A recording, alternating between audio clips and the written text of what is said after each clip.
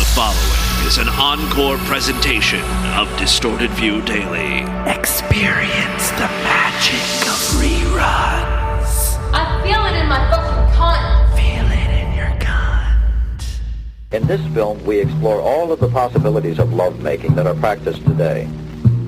All the way from the early sex films of Hollywood right up to today's modern porno flick. We'll explore group sex, we'll view swinging, and we'll ask people themselves why they swing. At this time, I think it would be wise for us to see an actual pornographic film being made. Notice the dignity which prevails, the mood, and the anticipation for the artistic event. Lights, camera, and preparation. Everyone is in the mood, for this is show business. Listen, I think our actors are about to begin. Please. You look like an actress. From your position here, what do you see, and how do you feel about it? Well, let's put it this way. I like what I see. What do you see? I see a lot of people digging on a lot of other people. At last, a comprehensive insider's look of where it's at and what's happening now. Harder. Harder.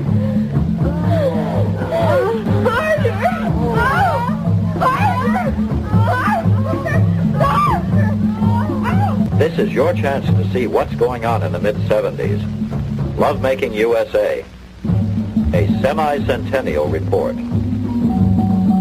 I'm a sucker for other people's pain. I have vaginal sex with my miniature stallion. Mouse. Eat the poo-poo. And you're putting feces in your mouth. What the fuck is it? You need it, we got it. Flea market, Montgomery. Shut your goddamn ass up. We're gonna race her. We're gonna take turns. Harder. I just like the way the broad in that 1970s porno clip was saying harder. Harder. Hey, freaks, to be the James Henson back here with you for the Wednesday edition of DV. Got a great program for you. Do you remember a few weeks ago, we were talking about glory holes? I don't know why. Maybe I was reading a Craigslist ad or something. But I was wondering about glory hole etiquette. What's the proper way to suck dick? That's what I'm wondering. Like the signals. Is there toe tapping or penis slapping or, fingering? I don't know. I don't know what I'm asking for. I've never been in a glory hole situation. I just wonder, how do you let someone know that you're interested? You just stick your dick in the hole and hope for the best?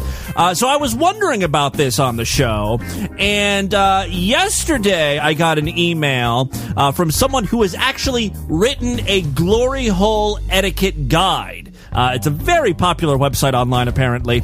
And he said, I'd be up for a Skype interview if you have some questions for me. And I said, hell yes. So we're going to talk to this guy. His name is Mark, right?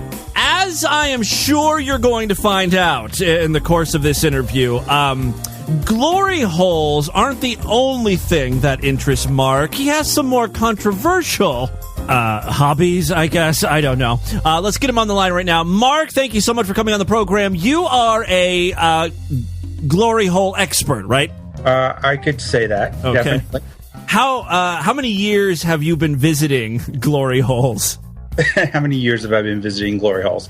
Let's see. Probably about 15 or so.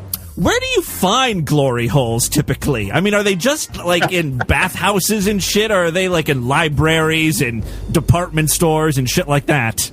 Well, they're not as much in libraries and department stores anymore.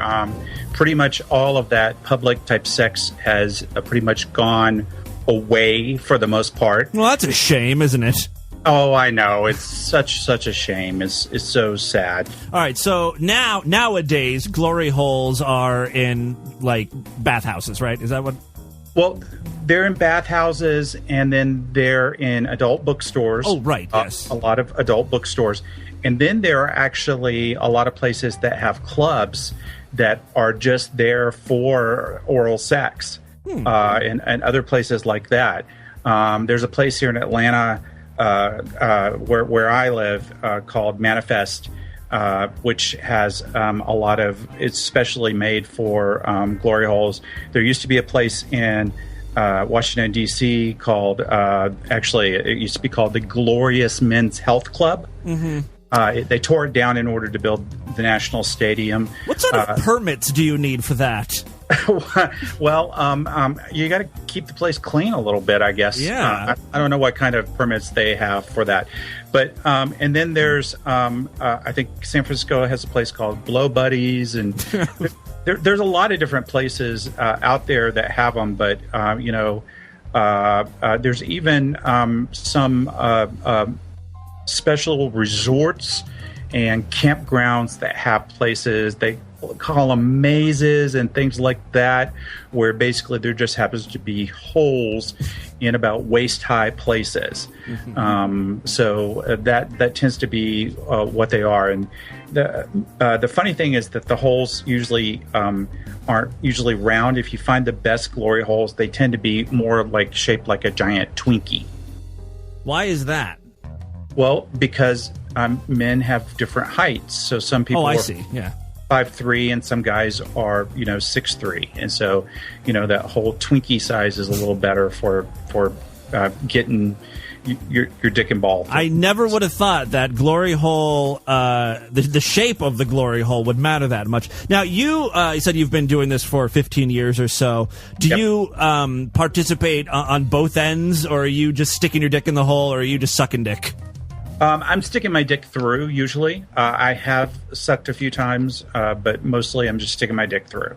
And I guess because it is, an adult bookstore and a bathhouse, it's not a surprise when a dick pops through a hole. But is there still etiquette involved? There's definitely an etiquette to it. It's an art form, really. Well, it's a little bit less than an art form, but basically what happens is you get two guys on either side usually. Let me visualize that. Okay. Yeah. Gotcha. So move on. Yeah.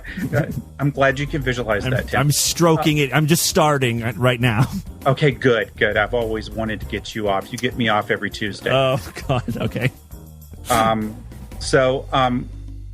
Anyway, and basically the one guy might put his hand kind of at the edge of the hole, and that means he wants the other guy to stick the dick through. Why doesn't the guy just use his finger and motion towards, like the come here finger method? No, it's that's what I would do. Well, see, here's the thing: is imagine the other guy standing up. Yeah. And so it's a little subtle movement, just to kind of stick your hand down at the bottom of the hole that kind of says. See, I wouldn't know that. I would either do the come here thing, or I would just go stick your dick in. Like my mouth's wide open. Does anyone just place their mouth over the hole and just wait for a dick to go in? There's definitely that. There's definitely that. See, I wouldn't like that, because those people are too eager. I think something's wrong with them. But the other thing too is, like, both parties tend to stand back a little bit at first, so they can kind of get a look at each other a little bit. There's a whole dance that goes. It's like a mating ritual. There definitely is a little bit of a mating ritual that goes along with it when you get started, because if there's not, it's like you've got to make sure that you're both a little bit into each other, because at least one of you's got to get hard. Does it really matter, though, when it comes to, a mouth is a mouth, right? I would think that the guy sucking the dick would be more picky, because, there are a wide variety of sizes, and, uncut and cut and stinky and all that other shit. So is the person sucking the dick more picky? Sometimes the bottoms tend to be a little picky, but the bottoms tend to be... what I find is at a glory hole place, the bottoms tend to be less picky. Yeah. It's the tops that are really picky. Oh, really? Yeah. So why is that? Just because, people are not good cocksuckers, teeth scraping, that type of thing?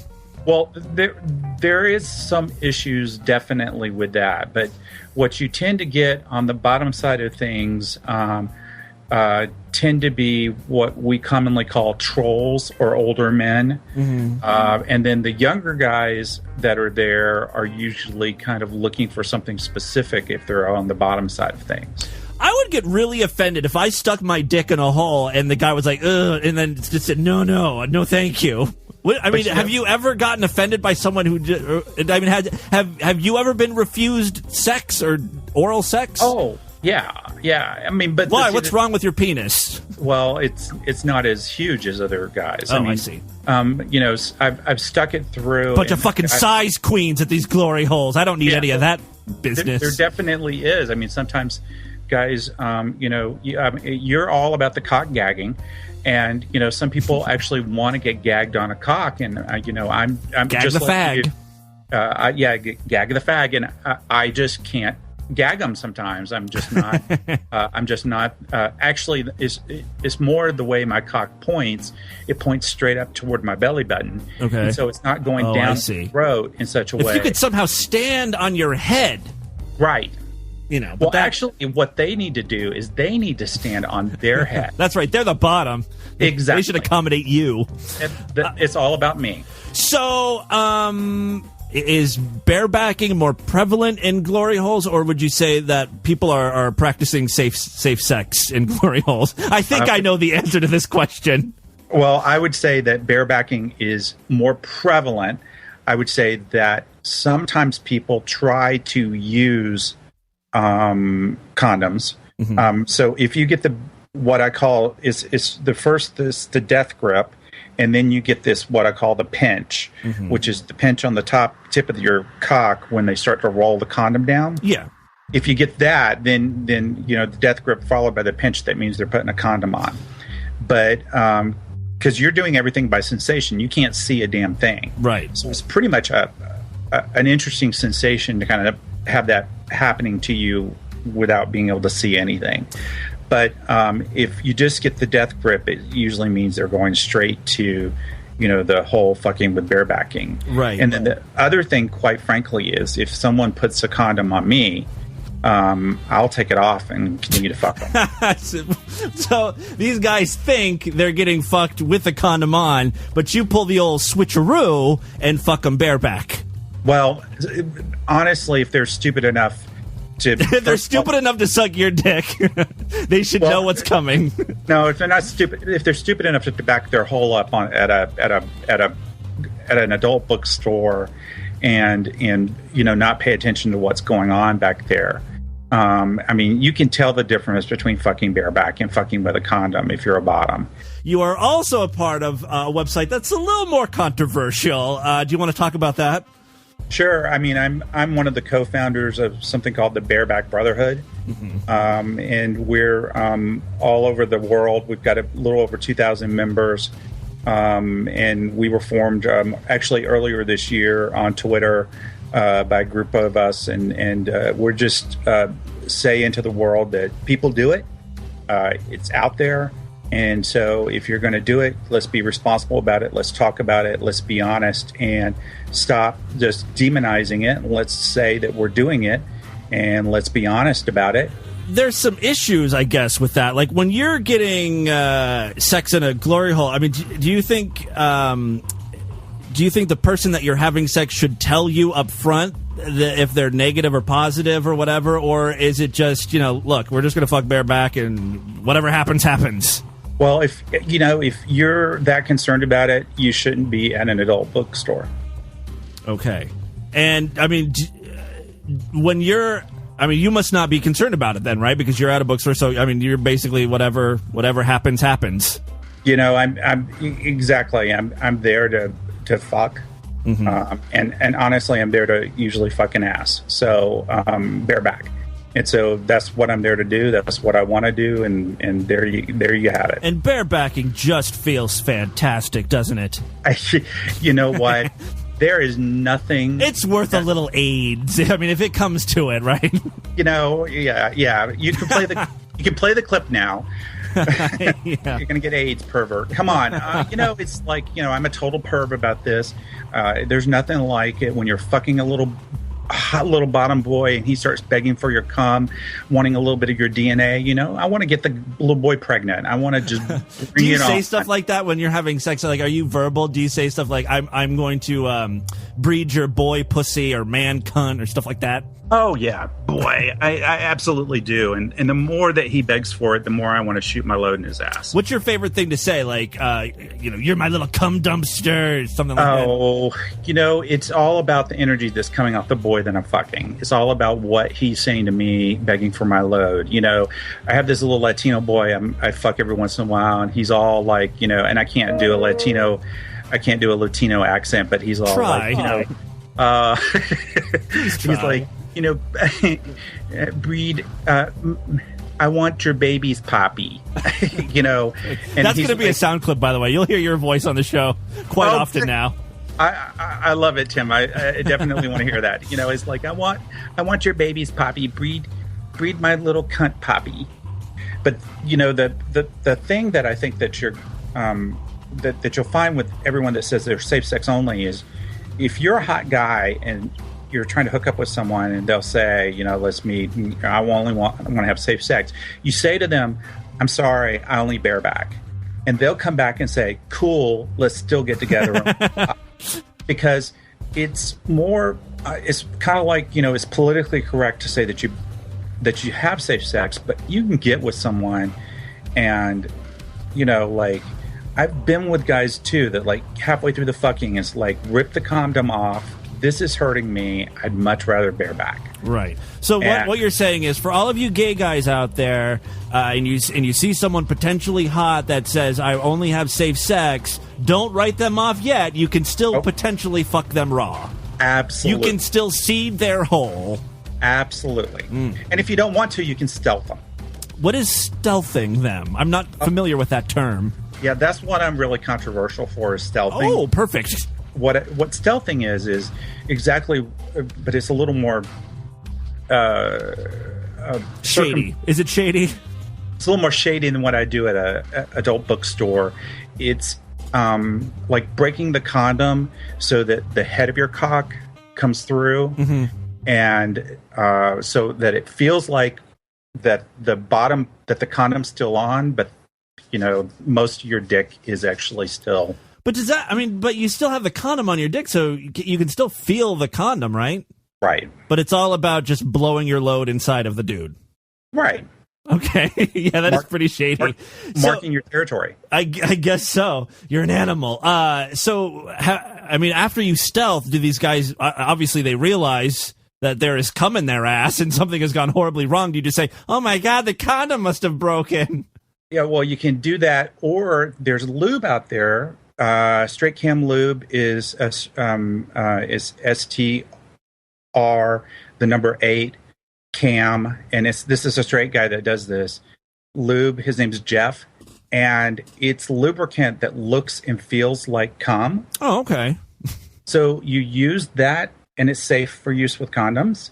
So you use that, and they can't tell the difference between the lube and the actual cum. Oh, right.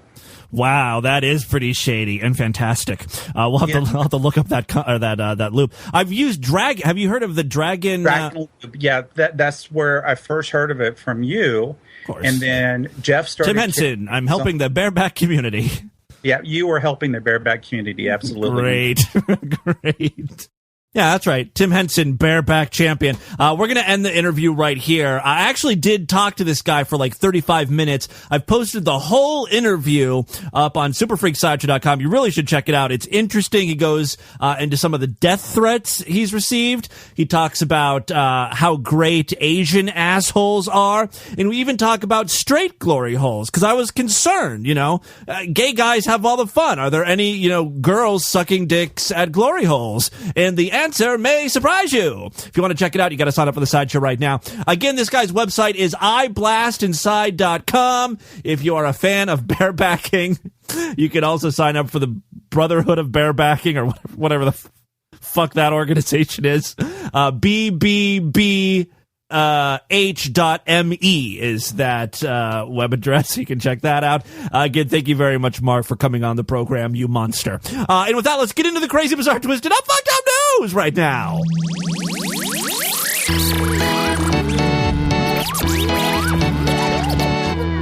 Yeah, real quick, gotta mention the Sideshow. It's how I pay my bills. Superfreaksideshow.com. It is Distorted Views member side. For only $5 a month or $50 a year, you get full access to the entire archive of programs. Plus, every week we do extended shows, exclusive programs, video casts, specials. I just posted a 35-minute interview with a glory hole expert and bareback enthusiast, I guess. If you want to check that out, sign up right now. Superfreaksideshow.com. Tomorrow's program will be Sideshow exclusive as well. Just another reason to sign up. If you had to cancel because you thought something was wrong with the show, or I just given up on Distorted View because I didn't post a program for a week or two or whatever, re-sign up. I'm back doing shows on a consistent basis. Throw me a fucking bone here. 5 bones, hopefully. All right, let's get into the news right now. 3 quick stories, and then we'll get the hell out of here. First up, we've got a story here from our most fucked up state. Say it with me. Florida. Our most fucked up state. That's right, Venice, Florida. A Sarasota County couple faces child cruelty charges. I'm interested. After deputies found their family was living in a home filled with raw sewage and shit. Deputies went to the house on Tuesday to arrest Christina Riley, 26, on a theft warrant. Inside the home, deputies noticed a strong smell of shit. Red flag, red flag.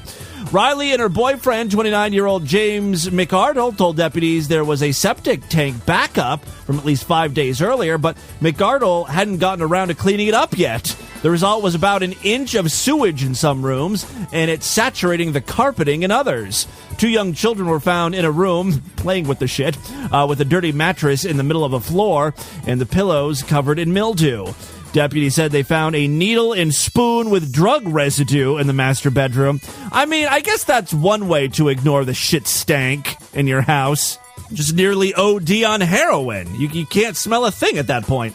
All right, where are we at here? There was also a bong in the living room. In the kitchen, there was sewage backed up, and half of the sink was filled with liquid waste. That's where they were shitting. It's a new toilet. There was an infestation of ants and cockroaches all over the counters. The one usable bathroom within the home was also filled with sewage. The toilet was overflowed with feces, and the shower floor was covered in human waste. Well, yeah, what are you going to do? I mean, after all of your sinks and toilets are clogged, naturally, the only drain left is the shower. According to the arrest report, McArdle said the family generally went to the bathroom in a bucket, which would then be dumped in a pool in the backyard. Why even bother? Your house is full of shit, right? At least an inch of shit is everywhere in your house. Just dump it. The smell can't get any worse. In addition to Riley's theft warrant, she and McArdle are both charged with 1 count each of child cruelty. McArdle also faces 1 count of possession of drug paraphernalia. The children were removed from the home and now are in the custody of the Department of Children and Families. So there you go. Happy ending to that story.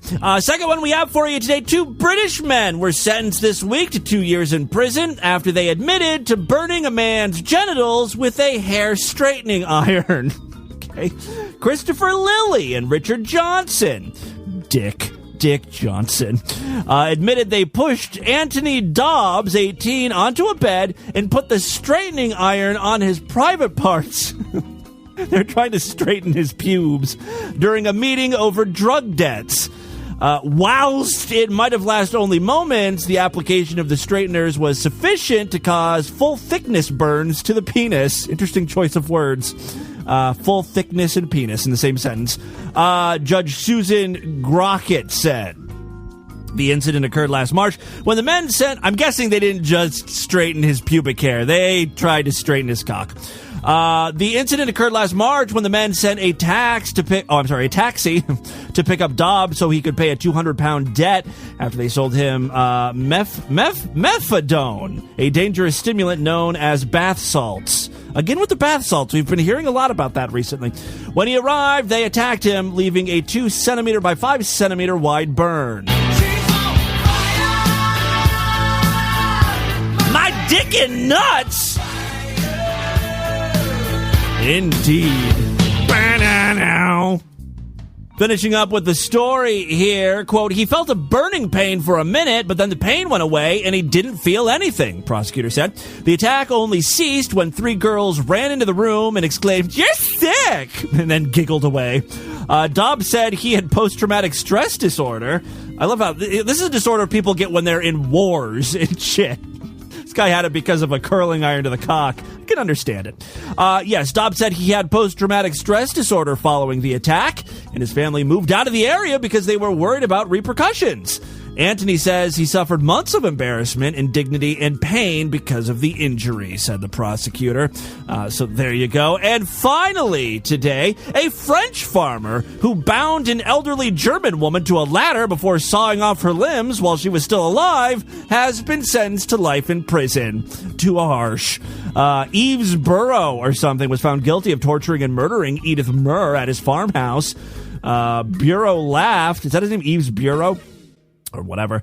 Bureau laughed and joked when photos of Mrs. Muir's remains were shown on a large screen at his trial. What a monster. He's giggling. Yeah, I did that. It was a good time.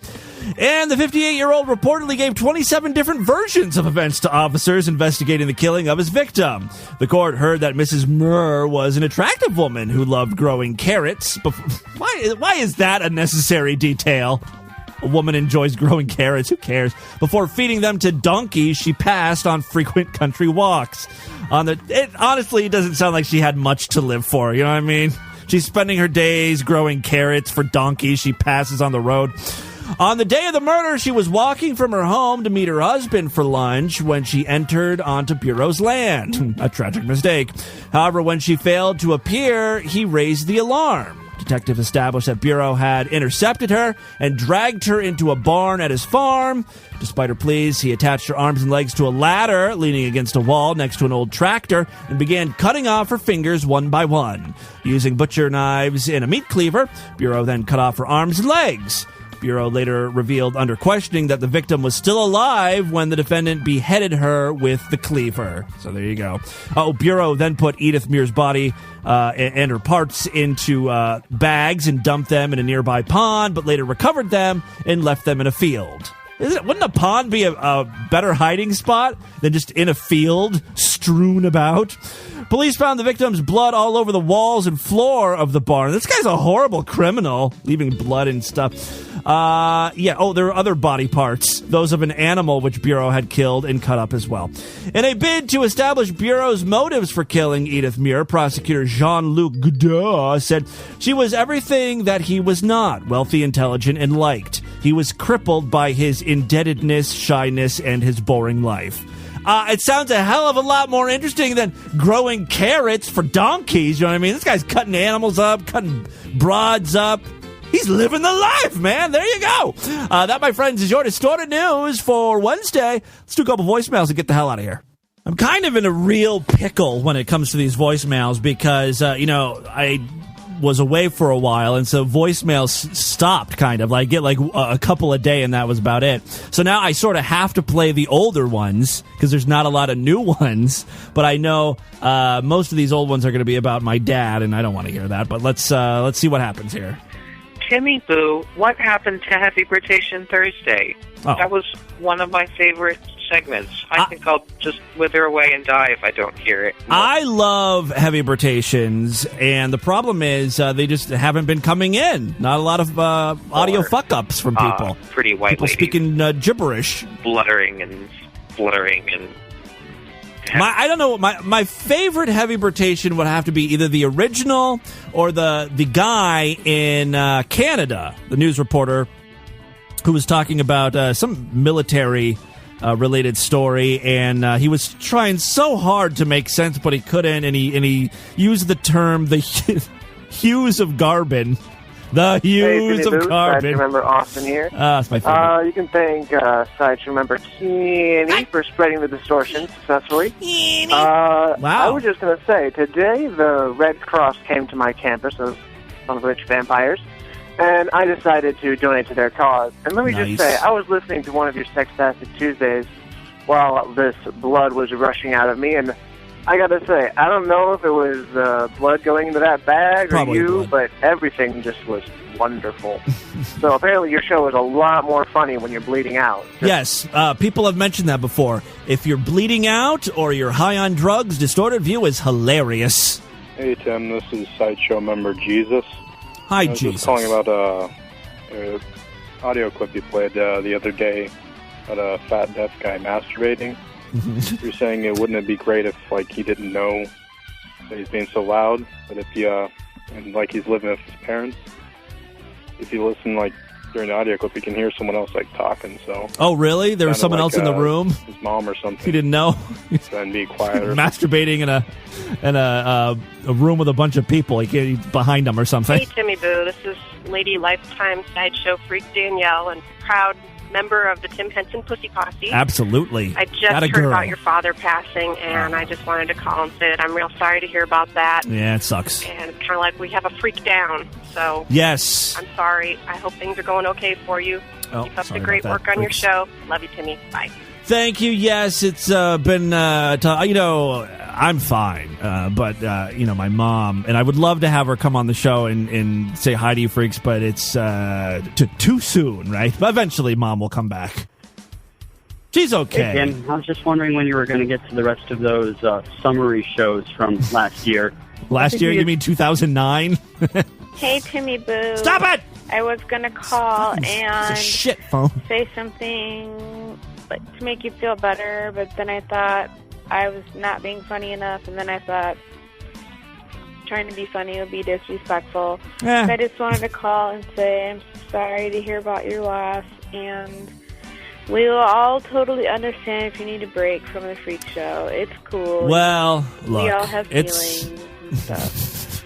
Anyway. We all have emotions. Yeah, so love the show. And I mean, this was really the longest I've ever been away from doing the show, and there was I was feeling a lot of guilt. It's one thing to miss a show here and there every couple of weeks or months or whatever, but to miss like a week and a half or 2 weeks or whatever it was, is especially now that I rely on that money, coming in and. You, Timmy Boo, Haley's Comet. I really should have a reserve of shows that I just store away for a rainy day. Two quick things, and I'll get the hell off your voicemail. Number one, you do what you need to do to take care of your family. All right, I'm taking another month off. You guys said it. No. The freaks are going to stand by you. And I suspect that the people most of you who did. canceled and gave your father's illness as a reason were just assholes who were going to cancel anyway and decided to be a bit dickish about their exit. Yeah, Item I mean, number it was two. probably just bad timing. These people may have been wanting to cancel anyway, and it was just, bad timing. Hey, Tim, this is Echo. This might be a downer, but like most freaks, I'm a pathetic loser, and you're pretty much my only friend. But I miss you, and I miss the podcast, and I know you're going through a lot of things, and I can't wait until you get back on the show. Listen, we are back, baby, in rare form. Hey, Timmy Boo, what is you? Jacko. Learned about stealthing today on the program, but you guys never heard of that one. Hey, listener here. Can you imagine? The whole point, like, I thought maybe the whole reason why this guy was so into barebacking was he didn't like the feel of condoms, right? But when you keep part of the condom on, but just leave your, like, cut a hole so your dickhead is out, so you can still blow your wad inside of someone, I mean, you still feel the kind of, like, he really just wants to impregnate these guys somehow. Hey, Tim, I got a book. Did I play this last one? I don't know. Hey, Timmy Boo, what is you? Jacko. Jacko. Listener here. Listener Dylan. Specifically. I think I know why you're sick so much. I'm what? Probably because you don't, like, mingle with other people like you would if you had, like, say, an office or construction job. Well... And so you don't have as much immunity to the sickness. Interesting theory, but I remember I would get sick all the time. When I was doing my show and still working at a normal job, the same thing would happen. I'm way better now, though. I don't get sick nearly as much. Hey, Tim, I got to broach a couple subjects right now. All right. The first one. Hey, Boo, one caller called in and asked me if he could pay with Bitcoins for a sideshow freak thing. And you were confused. Well, if you Look it up on Freakopedia. I didn't really have to, since I don't know what it is, but you can if you want, and anyone else listening. But Bitcoin, he talked about Bitcoin, the virtual currency thing, and it's been spamming Freakopedia since early December. Bitcoin was spamming the Wikipedia. I don't know. I can't really tell what this guy's saying. This goes on for 3 minutes. I'm going to give him another 15 seconds. That's the first topic. These are all recordings from my voice support, by the way. That's so many topics I want to breach. Okay, next one. Breach? Oh my God. You mean broach? What does he mean, breach? That's not the right word. One of the worst movies in the history of man. Okay, all right. Well, thank you very much. You know what? Instead of saving up all these topics, just call when you have something to say. I can't spend 3.5 minutes listening to that shitty voice quality. All right, that is all the time we have on this edition of the show. I want you guys to email me. Show at distortedview.com. Distortedview.com is our official website. Voicemail line for you, 206-666-4463. That's 206-66. Oh, God. I want your baby's poppy. Breed my little cunt poppy. What a creep. Hey, real quick, I do have a favor to ask of you. If you are a pilot or work for an airline, my roommate would like to visit his mother. She, unfortunately, is sick and needs to fly. He needs to fly down to Florida, specifically Gainesville, a Columbus to Gainesville flight. If anyone has, I know some airlines issue buddy passes or something for pilots or airline staff. If you can help out, I'd really appreciate it. There's a Sideshow membership in it for you, maybe. If you can help out, just email me or get a hold of me somehow. Would really appreciate that. I will be back tomorrow for Sideshow Freaks. Otherwise, we will end the week with the Friday program for everyone. Until then, have a great day. Bye, everybody. God bless America, my home, sweet home.